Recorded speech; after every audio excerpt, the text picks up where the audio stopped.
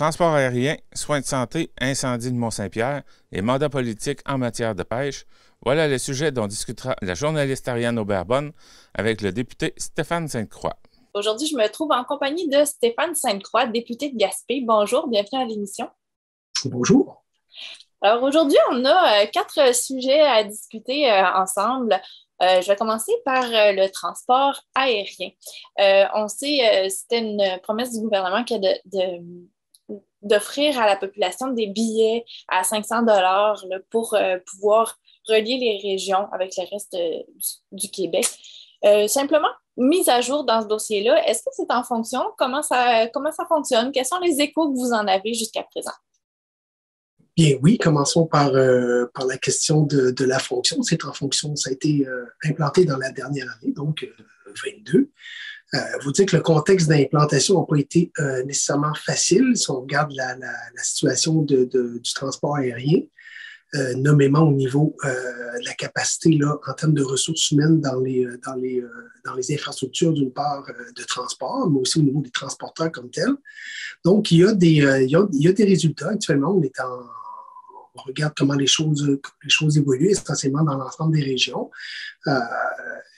Ce que je serais porté à dire, c'est que je pense que c'est pas nécessairement un contexte favorable pour évaluer là, pleinement, concrètement, à sa juste valeur, la mesure en question, considérant que malheureusement, là aussi, il y a des enjeux de main-d'œuvre. Et puis, la reprise du voyage dans son ensemble a été chose pas nécessairement aisée là, dans la dernière année.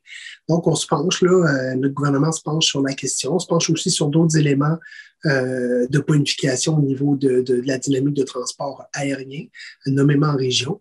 Et puis, j'imagine que dans les prochaines semaines, les prochains mois, là, on sera en mesure de mieux analyser la portée du programme et de voir comment on va apporter des bonifications à tout ça. Parfait. Quand vous dites, il y a des enjeux, on parle de quels enjeux exactement? Est-ce que c'est disponibilité des transports ou si c'est, il y avait la main-d'œuvre, mais globalement?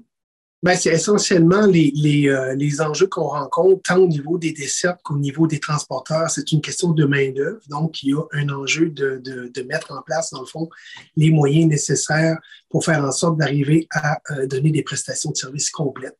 Donc, c'est un enjeu qui frappe malheureusement aussi le transport aérien et puis qui fait en sorte que les choses ne sont pas nécessairement faciles en termes de garantir les dessertes, les vols, les itinéraires.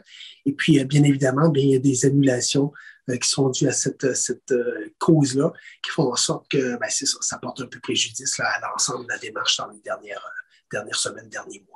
Donc, si je comprends bien, les annulations, ce n'est pas nécessairement en lien avec le fait que c'est des billets à 500 $, mais c'est plutôt parce que les vols ne sont tout simplement pas disponibles pour des raisons de main-d'œuvre. Voilà, la capacité technique, si on veut, de livrer les prestations ne sont pas toujours au rendez-vous pour toutes sortes de raisons, principalement en cause de la question des ressources humaines. On pense principalement aux pilotes des avions qui, après un certain cumul d'heures, doivent prendre une pause. Et puis, on n'a pas nécessairement les ressources là, adéquates pour remplacer ces pilotes-là qui ne sont pas aptes au travail durant ces périodes-là pour les fins de repos nécessaires, là, selon la loi. Et puis, voilà, ça cause le préjudice qu'on connaît. Donc, votre rôle politique dans ce dossier-là, ça consisterait à quoi pour justement aider à résoudre ce problème-là? On comprend que lors de la nomination des récents cabinets, là, plutôt en novembre, Monsieur le Premier ministre a confié à mon collègue Montigny, député de la Côte-Nord, René Lévesque précisément, le mandat du transport aérien, donc de revenir sur la dynamique du transport, de porter une attention particulière aux mesures qui ont été mises en place et d'arriver avec des solutions pour faire en sorte de bonifier nos mesures et d'améliorer la situation. Ceci dit, encore là, il n'y a pas de baguette magique nécessairement en termes de capacité qu'on a d'intervenir, mais de s'assurer dans un premier temps d'avoir une bonne lecture de la situation, de comprendre les enjeux, de comprendre la complexité là, qui regarde principalement l'ensemble des dessertes et puis de faire en sorte d'accompagner nos transporteurs dans cette dynamique-là. Ce serait important là, dans les prochains mois. Très bien. Maintenant, je vais changer de sujet complètement. Je vais me diriger du côté des soins de santé. On sait qu'à Sainte-Anne-des-Monts, il y a notamment le service d'obstétrique qui est interrompu périodiquement. Puis ça dure depuis plusieurs années. En fait, ça revient souvent. Simplement, je sais que vous venez d'entrer en poste, mais simplement pour voir si déjà vous avez l'intention de faire des démarches pour régler ce problème-là. Ben, peut-être d'entrée de jeu pour assurer nos auditeurs, nos auditrices, on comprend qu'on a une solution temporaire là. Dans le cas de Saint-Anne-des-Monts, précisément au niveau de l'obstétrique, on a un canal, nous, de service là, avec les voisins qui sont dans la Matanie. Donc, les femmes qui sont en situation de grossesse sont suivies adéquatement là, par les services en place, mais dans le cas d'un accouchement, le corridor de service les amène au niveau de Matane pour être en mesure d'accoucher là, de façon sécuritaire. Ceci dit, là aussi, c'est un problème en termes de ressources humaines disponibles au niveau du service spécialisé d'obstétrique. Donc, on est en discussion là, avec M. Pelletier, le PDG du CI3S depuis déjà quelques semaines à ce niveau-là. Là aussi, c'est une situation de ressources humaines, comme je le disais, d'aménagement d'horaire pour être en mesure de réunir les effectifs. Donc, il y a un enjeu à ce niveau-là. On souhaitait ardemment être en mesure de ramener nos gens au travail là, dans le courant du mois de décembre. Ça semble être un enjeu encore pour la reprise du service en bonne et due forme. Ceci dit, je ne pense pas qu'il y ait lieu de s'alarmer là, à court terme. Les ressources sont disponibles, ils ne sont juste pas aptes au travail durant la période qui nous concerne. Et puis, on a bon espoir d'arriver à solutionner ce problème-là très prochainement. Parfait. D'ailleurs, du côté des soins de santé, on le sait, il y a eu l'ouverture d'une clinique dentaire à Saint-Anne-des-Monts, donc un problème aussi qui durait plus longtemps puis qui a été résolu. Donc, j'imagine que le prochain sur la pile doit être celui de l'obstétrique. Tout à fait.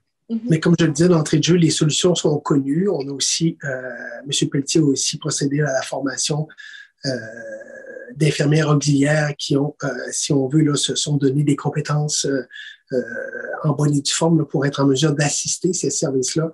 Donc, une belle solution sur la table. Et puis là, on est à finaliser tout ça et s'assurer du retour au travail de nos infirmières à ce niveau-là. Très bien. Donc, maintenant, à peine arrivé en poste, vous avez dû accompagner votre comté dans une situation plutôt surprenante. On sait que Mont-Saint-Pierre a connu un incendie majeur. Donc, quel a été votre rôle dans ces opérations-là? Essentiellement, au bénéfice là, de nos auditeurs, nos auditrices, il n'y a pas eu nécessairement là, de danger au niveau des vies humaines. Je pense que c'est important de le dire. Moi, mon rôle principalement, c'est d'être en communication avec le politique. Hein. On parle du préfet, on parle du maire de l'endroit, de s'assurer de la bonne démarche des opérations au niveau du feu, et puis de porter une oreille attentive là, si jamais il y a des besoins supplémentaires qui se présentaient à ce niveau-là.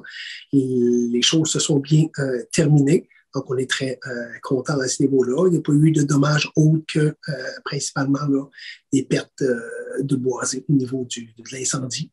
Mais ceci dit, voilà, moi, c'était essentiellement d'être un agent de liaison, de m'assurer d'avoir l'information pleine et entière au niveau du déroulement des opérations et de l'état de situation durant l'incendie. Très bien. Et puis, dernièrement, donc encore un nouveau sujet, vous avez rencontré le ministre Lamontagne pour discuter de pêche dans le comté. Sur quoi vont porter vos discussions? Ben, je vous dirais d'entrée de jeu que j'ai eu l'insigne honneur là, d'être nommé adjoint gouvernemental au ministre Lamontagne au niveau du MAPAC, donc spécialement attaché là, au niveau des pêcheries. On s'entend pour dire que c'est un secteur très important là, de notre économie régionale ici dans le comté de Gaspé. Donc, essentiellement, ma rencontre de la semaine dernière avec le cabinet, l'ensemble du cabinet, avec M. le ministre, bien entendu, c'est de s'assurer de notre compréhension mutuelle du mandat, de voir comment on se sent dans cette nouvelle dynamique-là, parce que c'est quelque chose de nouveau au niveau du ministère. Faire connaissance avec les gens avec qui on va travailler là, au quotidien, et puis se donner un peu différentes consignes sur la façon de faire les choses. Et puis, très prochainement, on va être en action là, pour débuter ce beau mandat-là, d'être en action, d'être en communication, en lien avec nos acteurs. Ça va être important. S'assurer autant de faire monter les choses vers le ministère, puis de bien s'assurer que les choses descendent bien au niveau de l'industrie aussi. Donc, en termes de compréhension, en termes d'enjeux, en termes de stratégie. Et puis, ben voilà, moi, mon rôle, ça va être d'accompagner, si on veut, le ministre, le cabinet du ministre dans cette tâche-là, au niveau précisément là, de l'activité pêche. Et puis, ben, je suis bien heureux de tout ça. Ça va toucher tous les secteurs de votre comté, hein, parce qu'on s'entend, la pêche, c'est majeur dans... Oui, mais ça touche autant un petit peu le secteur de la Haute-Gaspésie, le secteur de la côte avec Rivière-au-Nord et le secteur de la crevette principalement. On parle aussi principalement là, de rochers-percés avec le secteur de la capture, de la transformation. Et puis, bien voilà, une belle marque de confiance d'une part. Et je remercie M. le ministre à ce niveau-là. Et puis, un enjeu là, très important pour la suite pour notre région. Exactement. D'ailleurs, ça me fait penser, on sait, la dernière fois qu'on s'est parlé, vous n'aviez pas encore de bureau de comté, votre équipe était à former, tout ça. Là, bon, on voit déjà que vous allez être actif tout le long de la côte. Où se situent vos bureaux? De qui se composent vos équipes? Peut-être un petit mot là-dessus en terminant? Essentiellement, pour ce qui est du secteur Gaspé, donc on est au 11 rue de la Cathédrale. Donc, on occupe le bureau qui était occupé par notre collègue précédent, Mme Perry-Melançon. Donc, on est au même endroit, donc opérationnel à 100%. J'ai avec moi, au niveau de mon équipe, M. Jérôme Tardif, qui est mon conseiller principal et mon attaché politique au niveau du comté. Et puis, mon agente de liaison ici au bureau est Mme Aline Perret. Donc, c'est elle qui va être votre premier contact téléphonique ou au niveau de l'accueil physique. Et puis, j'ai aussi là, un conseiller principal au niveau politique sur le secteur de la Haute-Gaspésie, qui est M. Jean-Sébastien Barriot. Donc, Jean est originaire essentiellement de la Haute-Gaspésie, secteur de Méchin, plus précisément. Et puis, c'est un retour en région pour M. Barriot, très heureux de cette opportunité-là, connaît bien la région, un sens politique quand même développé et bien perçu par l'ensemble des acteurs. Et puis, on a eu la chance là, la semaine dernière d'avoir une première rencontre avec de courtoisie, je dirais, de présentation, et puis d'avoir une belle discussion avec les élus de la Haute-Gaspésie. Et puis, on va répéter ça sur le territoire là, dans les prochaines semaines pour s'initier, dans le fond, à nos relations à venir pour les 4 prochaines années et puis faire en sorte que la filière politique soit bien à l'aise là, de travailler avec nous pour les 4 prochaines années. Donc, on est très fiers, on est opérationnel, ne gênez-vous pas, on est là pour vous. Et puis, voilà, on est très fiers de tout ça. Très bien. Donc, Stéphane Sainte-Croix, merci beaucoup d'avoir pris le temps aujourd'hui, puis on se dit à très bientôt. Merci, Ariane. La boutique cadeau céramique de choix Rose Belaïde de Chandler est prête à vous recevoir pour toutes les occasions. Venez découvrir nos livres, nos jouets, jeux de société éducatifs pour enfants de tout âge et jeux pour adultes pour des soirées inoubliables en famille. Visitez notre boutique cadeau en ligne rosebelaïde.com et magasinez dans le confort de votre foyer. Suivez-nous sur notre page Facebook et Instagram pour découvrir nos nouveautés.